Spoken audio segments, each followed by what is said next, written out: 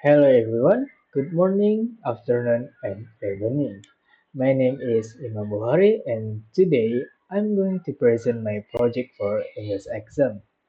Focus in the most essential components of our daily technology. The topic I have chosen are inside the computer and computer hardware. So let's get started.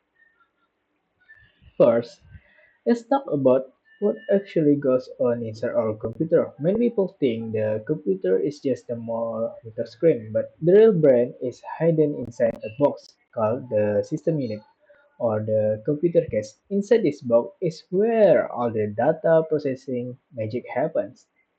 So next, we're gonna talking about the motherboard. What actually? Now, first, if we open up the computer case, the largest component we will see is the motherboard. Think of this circuit board as the human central nervous system. Its main job is to connect all the other components like the CPU, RAM, and hard drive so they can communicate with each other seamlessly. So next up, we got the CPU. Uh, the CPU or central processing unit, we often refer to it as the brain of the computer. Every time you click your mouse, tap a key, or open an app, the CPU is the one calculating, processing, and executing the command in milliseconds. So now, okay. So now let's clear up the common confusion.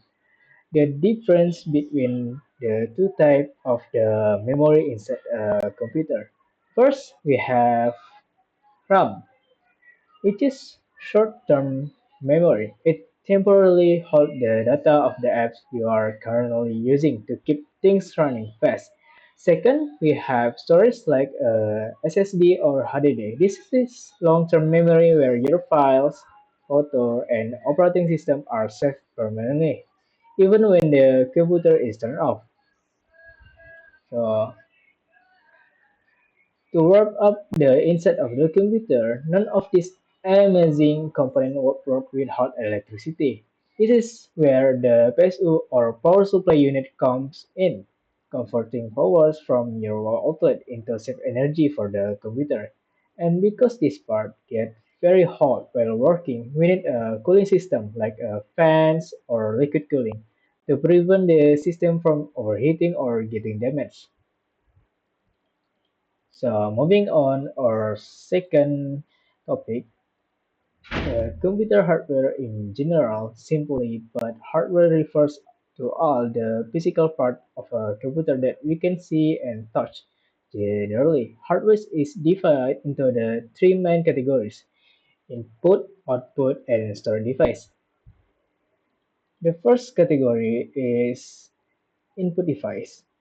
These are the tools we use to put data or give comments into the computer. The ones we use every single second are the keyboard for typing text and the mouse for moving the cursor, selecting menu. Once the data is entered and processing by the CPU, the results are shown to us through output device. The main example is the monitor or screen, which display the visual, image, and text we are working on. Other examples include speaker for sound or a printer if you want to put our digital document onto paper. So,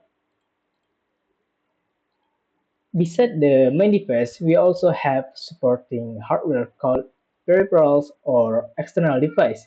For example, external storage like a flash drive or external hard drive make it easy to carry our data anywhere.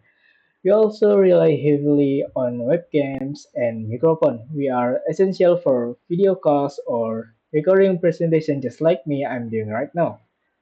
So, okay, that's it. To conclude, every single component, whether it is hidden inside the case or something we touch on the outside, works together as a team to make sure the computer can help us with our daily tasks.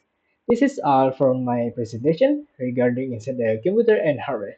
Thank you so much for your time and attention. Have a great day.